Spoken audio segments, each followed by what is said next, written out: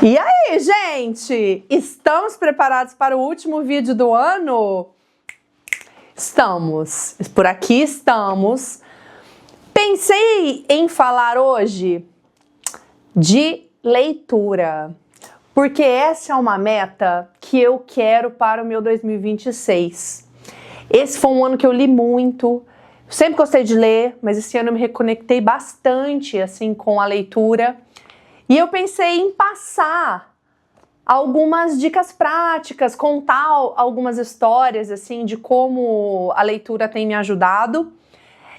Fiquei pensando se eu deveria ou não fazer esse vídeo, principalmente por ser o último do ano. Tenho visto bastante gente falando da lista de livros, né, que leu esse ano. E eu não sei se eu queria ir por aí, sabe? Talvez possa, sim, falar um pouco sobre os livros que eu mais gostei. Mas uma coisa que me tocou bastante, esses dias eu vi uma estatística que a média de livros lidos no Brasil é de 3,9. Vamos arredondar? Vamos pôr 4 livros por ano? E assim, a gente não tá nem considerando livros terminados, e aí a maioria dos livros que são lidos também são ali pelos adolescentes, que são obrigados a ler. Então fiquei pensando sobre isso, em como eu poderia ajudá-los a de repente retomar o gosto da leitura ou a começar a desenvolver um gosto por ler. É uma das maiores paixões que eu tenho, e eu tive a sorte de ter, por exemplo, a minha mãe que sempre comprou gibizinho, sempre. Então eu fui apaixonada por ler através de quem? De Maurício de Souza, não é mesmo? Que uma vez encontrei no aeroporto e falei isso para ele. Mas, então sempre foi um lugar assim de entretenimento, de diversão. Então tá, sem mais delongas, vamos começar aí com algumas dicas práticas. Eu acho que assim, parece bobagem, né? Mas às vezes a gente não leva isso em consideração. Eu acho que é muito importante a gente entender o momento de vida que estamos, porque isso faz toda a diferença com a leitura que você vai escolher. Vou dar um exemplo prático. Quando eu estava grávida, eu fiquei muito ansiosa, assim, com essa nova experiência, sabe? Que a gravidez, ela te coloca, assim, ela joga na sua cara, que você não tem controle de nada. Então você só tem que esperar, não é mesmo? O neném estar pronto e você não consegue prever muita coisa. Algumas decisões você consegue tomar, mas assim, saber certinho o que vai acontecer, você não sabe. Então a leitura me ajudou muito a me sentir mais preparada. Então foi um ano que eu li demais, assim, sobre educação de crianças, sobre coisas práticas mesmo, assim, do que fazer com o bebê nas primeiras semanas, de entender hormonalmente o que estava acontecendo comigo. Então acho que eu passei essas 40 semanas aí lendo só coisas de gravidez, porque era o meu momento de vida e eu queria ler sobre isso. Quando Noah nasceu, eu lembro que primeiro, assim, que uma das coisas que eu mais sofri, assim, com esse processo de me tornar mãe, foi com a privação de sono, assim. Eu sempre fui uma pessoa que gostou de dormir muito, sempre dormi. Sabe aquelas pessoas que, tipo, do nada, quero descansar aqui, ó. Eu sempre fui essa pessoa. Podia estar som, podia estar luz, sempre fui essa pessoa. Então, eu sofri muito com a privação de sono mesmo. E eu lembro que o meu relógio, o smartwatch, né, ele falava, você dormiu 2 horas essa noite. Eu falava, meu Deus, um sonho, consegui dormir mais, né? E eu lembro que quando eu tentava ler alguma coisa de maternidade, aquilo me irritava. Eu falava, não quero ler sobre isso, porque a minha vida toda é sobre maternidade agora, né? Ali nos primeiros meses era só isso, tava de licença maternidade, tava ali com o meu bebê recém-nascido.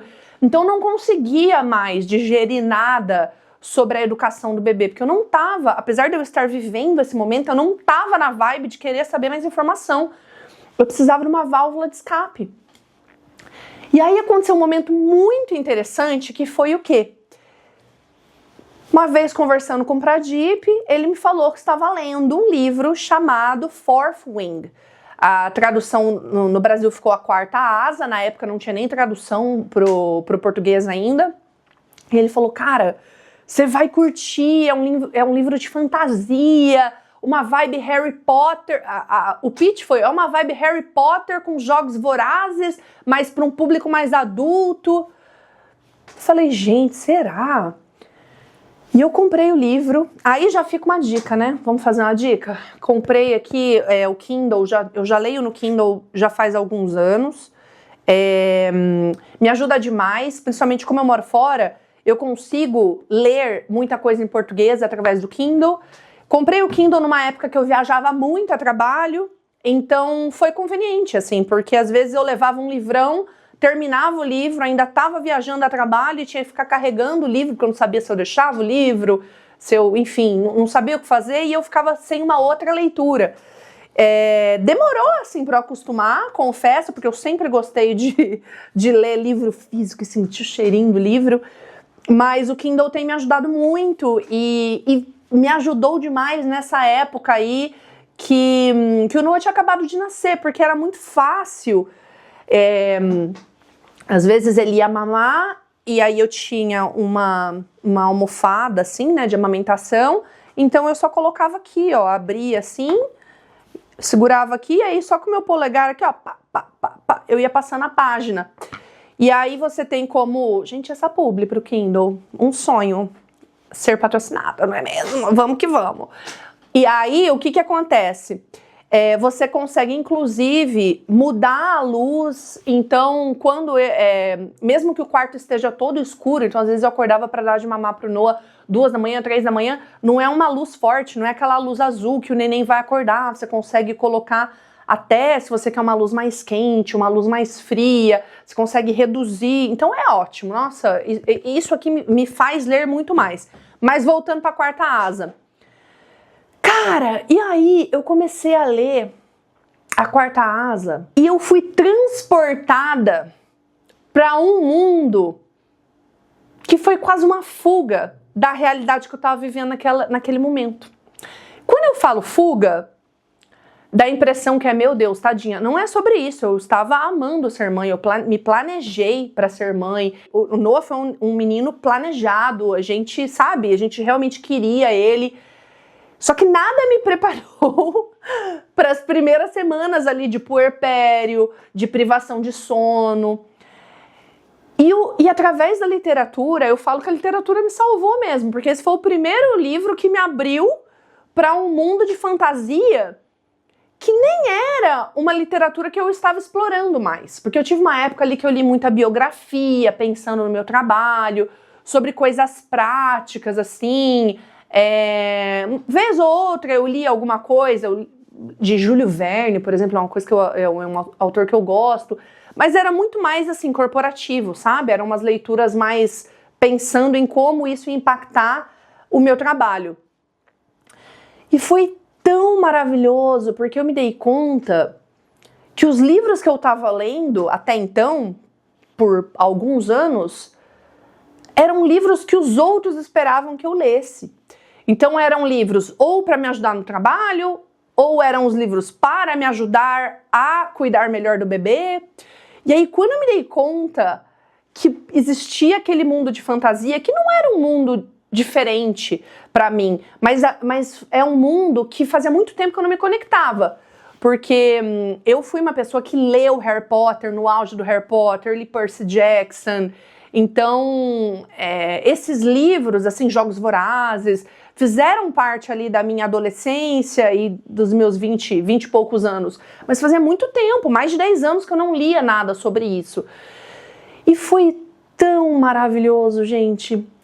Eu precisava ser transportada para um mundo, sabe, de fantasia, que tinha dragões, um mundo assim, sabe, um mundo do mágico mesmo, e me fez muito bem, tanto que, depois que eu terminei A Quarta Asa, eu falei, eu preciso de mais, e aí, lendo blogs e tal. Acho que o ChatGPT nem era tão forte há 3 anos, né? Pra mim, pelo menos, não era.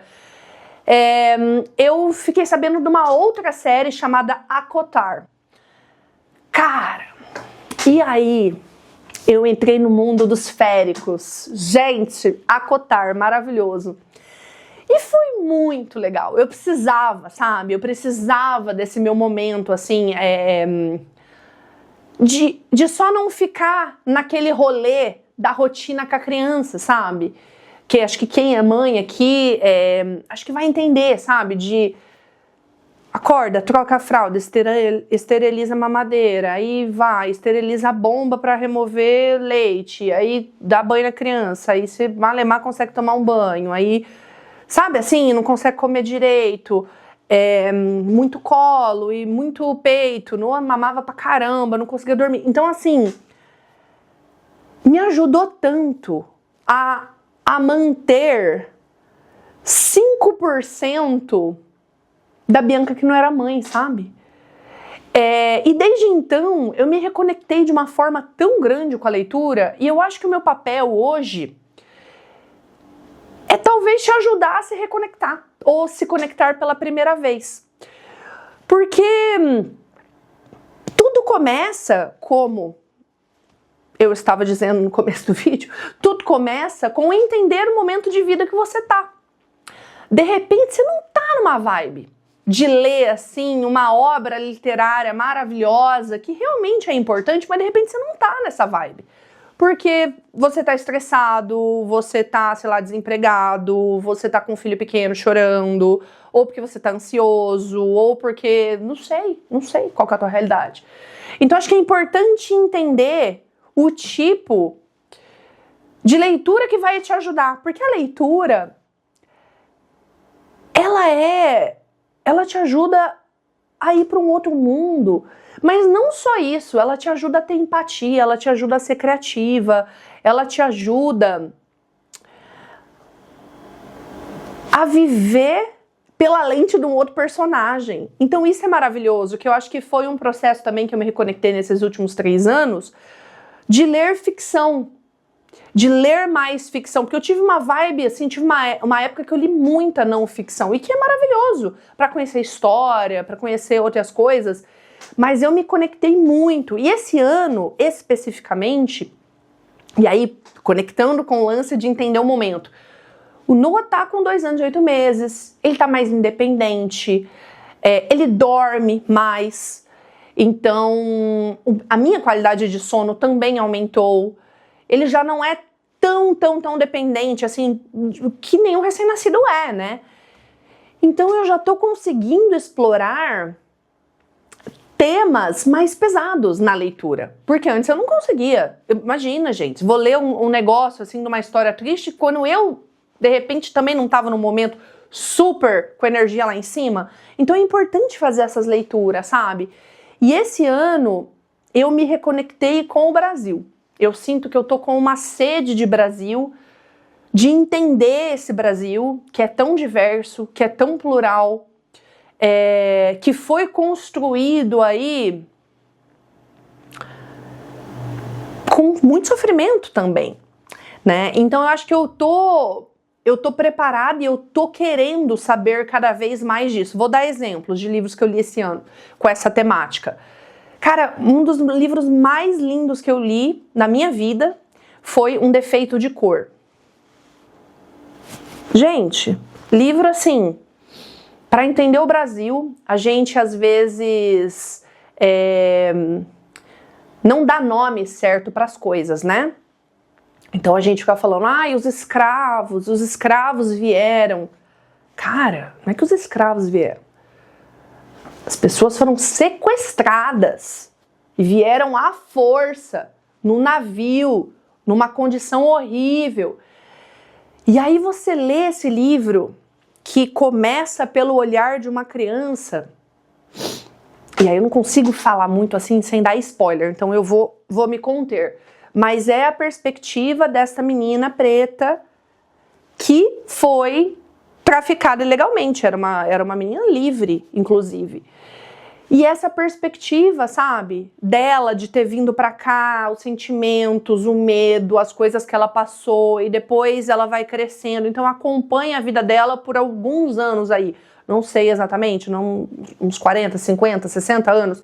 Então fala desde quando ela era pequenininha até, enfim, até quando ela já é ali, não vou dar mais spoiler, mas adulta.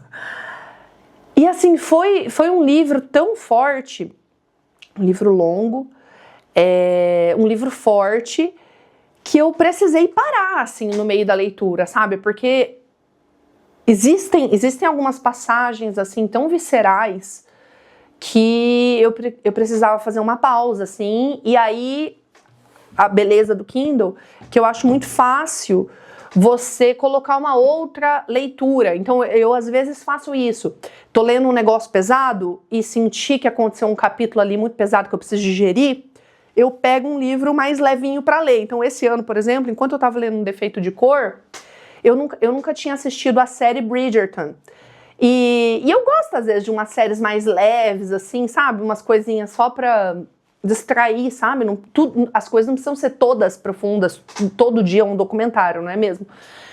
Mas eu tenho essa mania de gostar de ler primeiro e depois assistir até pra fazer um comparativo. E eu falei, bom, vou ler Bridgerton. Então foi ótimo, porque Bridgerton é super leve, super aguinha com açúcar, assim.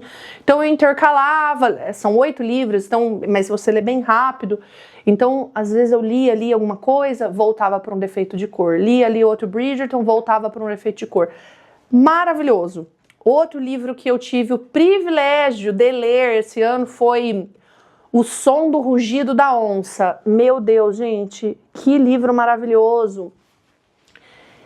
Esse livro, ele foi... A pessoa chora, que eu li agora recentemente, terminei tipo semana passada. É sobre a história real de 2 crianças indígenas no ano de 1800 e pouquinho, não lembro certinho o Natal, o ano que foram sequestradas por cientistas alemães e levadas para Munique. E o mais doido é que esses diários dos cientistas, eles realmente existem. Então é o olhar do europeu sobre os povos originários, né? Então é um olhar, inclusive, assim, carregado de muito preconceito, né? Um olhar, assim, do outro como estranho. Eu acho tão bizarro isso, né? Porque você que tá na terra da pessoa, e como eu gosto de viajar, e esse canal começou, né, como para falar mais de viagem, a gente tem que tomar muito cuidado, porque é você que tá na terra do outro. Então por que o outro é estranho? Você que é o estranho, né? O que é estranho? Se você tivesse nascido ali, talvez uma coisa que hoje para você é estranha, seria uma coisa super comum. Então, existem esses diários deles, realmente existem. E a escritora, ela quis justamente dar voz à menina indígena, que não teve a chance de ter uma voz. Então ela escreve o livro baseado na perspectiva dessa menina que tinha 12 anos de idade, do que ela sentiu, sabe? De ver um mar, por exemplo. Eu lembro que essa parte ela fala assim, o que é esse rio que não tem margens? Sabe? Maravilhoso. Então, assim, entender o momento. Vou bater muito nessa tecla, porque é importante entender o momento. Aí eu gosto também de ler coisas que eu vejo que tá rolando burburinho, assim, pra eu me sentir informada, entender, se eu me interesso pelo tema, né? Então, por exemplo, esse ano, um livro que foi muito falado foi o Coisa de Rico. Peraí. Oliver, come! Esse livro, por exemplo, é super interessante para entender a elite brasileira, né? Entender como que funciona. Então foi escrito por um antropólogo. Achei legal, achei uma linguagem fácil, quase um babado, assim. Você fala, menina, como assim? Então achei uma leitura muito fácil. Mas eu fico intercalando, sabe? Eu fico intercalando porque isso me ajuda. Eu comecei a ler esse ano, por exemplo, O Grande Sertão Veredas. Eu acho que começo de outubro. Então o Kindle ele mostra a porcentagem. Eu li 75%, mas está sendo um livro mais devagar. Então é um livro assim, é uma linguagem devagar, são as divagações de um jagunço. Então, um livro super importante da literatura brasileira. Estou gostando da linguagem, estou gostando da temática, mas é um livro devagar. Então, a gente tem que tomar cuidado com isso também, sabe? Às vezes você pega um livro que você não tá pronto, ou que você não gostou, tá tudo bem, sabe? Às vezes eu deixo ele de lado e falo assim, não, calma. Guimarães Rosa, calma. Agora eu preciso o quê? De uma coisa com mais velocidade. E aí vou atrás de livros que me ajudem a ter essa velocidade, assim. Uma coisa que me ajuda bastante a pegar assim, ideias e insights de quais vão ser meus próximos livros é seguir pessoas que eu admiro. Então é muito interessante, assim, porque, por exemplo, Ruth Manos. Fiz um curso de escrita com Ruth Manos uma vez também, acho que há 10, 9 anos. Cara, colunista incrível, escritora incrível, então eu fico de olho ali. Ontem, por exemplo, ela colocou no Instagram dela a lista de livros que ela gostou desse ano. Gabriela Prioli também, semana passada, colocou a lista de livros, tem inclusive um clube de livro com o Karnal. Então, vá atrás de pessoas que te inspiram e vai olhando. Barack Obama sempre publica a lista de livros que ele mais gostou no ano. Então eu fico transitando assim por pessoas que eu admiro, mas também vou numa lista do New York Times para ver o que tá rolando. Então por exemplo, que eu li esse ano, que eu gostei muito, um livro brasileiro também, A Cabeça do Santo, gente, de Socorro Racioli. Maravilhoso! Um realismo mágico no Brasil. Essa maravilhosa fez um curso com o Gabriel Garcia Marques. Falei, gente, como que não vamos lê-la? Como que não vamos ler essa obra? Então, assim, fácil, maravilhoso, engraçado, uma vibe Brasil mesmo, que é o que eu falei, né? Que eu tô com muita sede. Então, eu acho que essas coisas ajudam a intercalar, sabe? Eu também vou tentando misturar com temas. Então, um que eu li esse ano foi Seja Egoísta com a Sua Carreira, que é bem assim para a área business, gostei bastante, que fala muito sobre você não delegar o teu futuro profissional na mão do seu gestor ou na mão da empresa e de entender que você é o protagonista da sua história, né? Então, o que você pode começar a fazer, em pensar em planos Bs, né? Em planos Cs e como se preparar. Cara, muito legal. Então consegue entender? Temáticas diferentes. Outro foi O Poder do Discurso Materno, aí num viés mais mãe, porque eu gosto ainda desse tema. Esse ano li 2. Li o poder do Discurso Materno e O Cérebro da Criança, para entender coisas que vão me ajudar na criação do Noah. Porque agora eu já tô pronta, já tô tranquila, ele já não demanda mais de mim o tanto que ele demandava com 1 mês de vida. Então eu tô pronta para absorver mais conteúdos, assim, que vão impactar no desenvolvimento dele. Tá vendo? Não tem como fugir do entender o seu momento, porque é o autoconhecimento, né, gente? Mas esse do Poder do Discurso Materno, indico, inclusive, cara, muitos gatilhos esse livro, mas ele basicamente fala da força que as palavras têm para as crianças, principalmente vindo da mãe. Então, como a gente tem que tomar cuidado? Então, por exemplo, se eu falo, você é muito desorganizado, você é muito bagunceiro, você é um irresponsável. A criança, ao longo da jornada, ela vai acreditando que ela é mesmo, entendeu? Mesmo que, de repente, foi só um incidente, foi só uma situação, mas ao longo da jornada ela vai achando que porque, cara, se a minha mãe tá falando, né, minha mãe sabe mais que eu, porque os pais são o centro do universo, né, pra criança, você é tudo pra criança. Isso é uma coisa que às vezes eu fico pensando, falo, cara, que forte.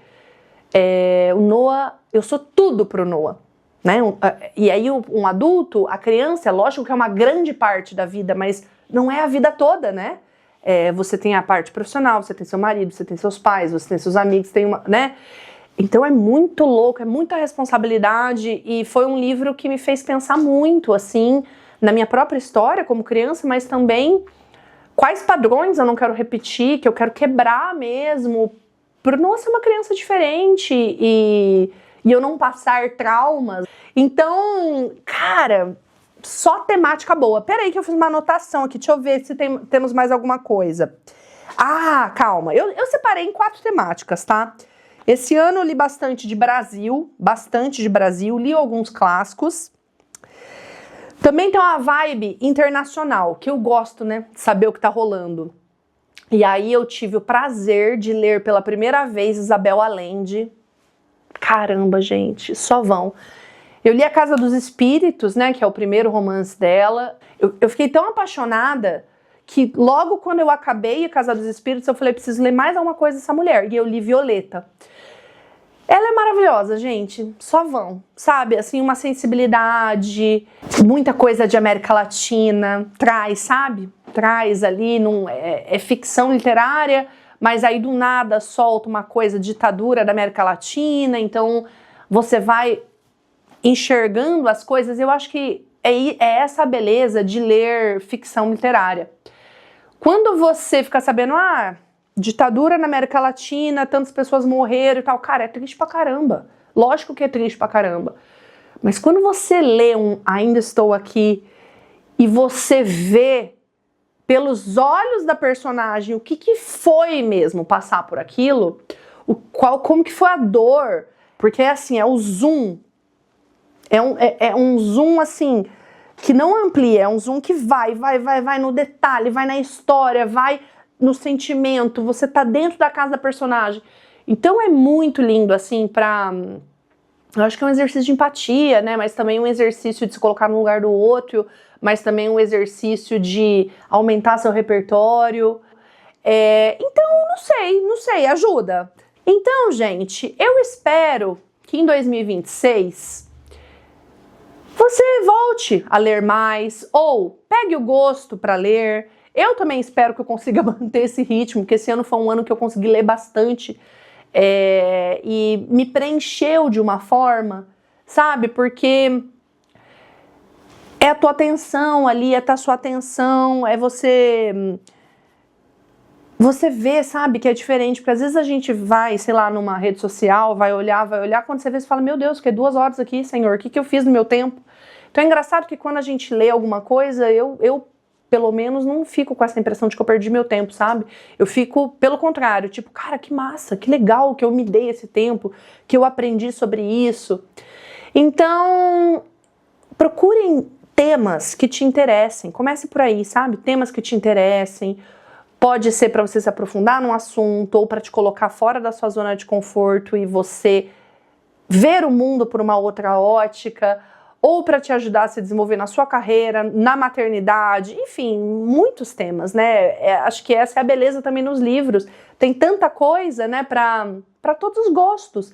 Então, e também não tem o fiscal do livro, sabe? Acho que essa é a beleza também, de entender que a gente não tá mais na 5ª série, sabe? Que a professora não vai ficar falando se você leu ou não e você não vai ter uma prova. Você vai ler porque você quer. E se você não gostou do livro e você não quer terminá-lo, tá tudo bem. Às vezes eu tenho alguns lá pausados, tipo, não tô... Vou dar um exemplo prático. Comecei, acho que há 2 semanas, um livro da Lígia Fagundes Telles chamado As Meninas. Gente, já li coisas dela, eu sei que ela é maravilhosa, mas eu li, sei lá, 2% e não tava indo. Entendeu? Então quer dizer que o livro é ruim? Não, ela é maravilhosa, ela é incrível. Mas é alguma coisa do meu momento que não é aquele livro, entendeu? Não é aquele livro que tem que ser naquele momento. Então, eu comecei a ler daí Sweet Tokyo. Gente, sabe quando vai e você vai falando assim, meu Deus. A primeira frase do Sweet Tokyo é assim, estou sequestrando uma criança. Fala, é o quê? Gente, como assim? E aí o livro vai alternando sobre essa babá que supostamente está sequestrando a criança e aí alternando com a mãe da criança. E as 2 mulheres de realidades diferentes, né? Uma mulher pobre, outra mulher rica. Não terminei o livro ainda. Mas assim, sabe quando o livro te pega? Então, entender esses momentos, sabe? Ai, cansei, gente. Bom... Espero que tenha ajudado aí. Ler é uma das minhas metas. Eu sei que não é sempre que a gente está na vibe, mas eu acho que entender o nosso momento, como eu repeti 400 vezes aqui, mas quero terminar com essa mensagem. Entender o momento de vida que você está é muito importante. Se você está num momento que você precisa só de um best-seller, e tudo bem. Entender se você precisa de um livro Água com Açúcar, entender se você quer ir para um tema profundo, entender se você quer ler uma biografia de alguém que te interessa. Então, espero aí que 2026 seja repleto de leituras e até o ano que vem, gente. Meu Deus, adoro. Feliz ano novo para todo mundo!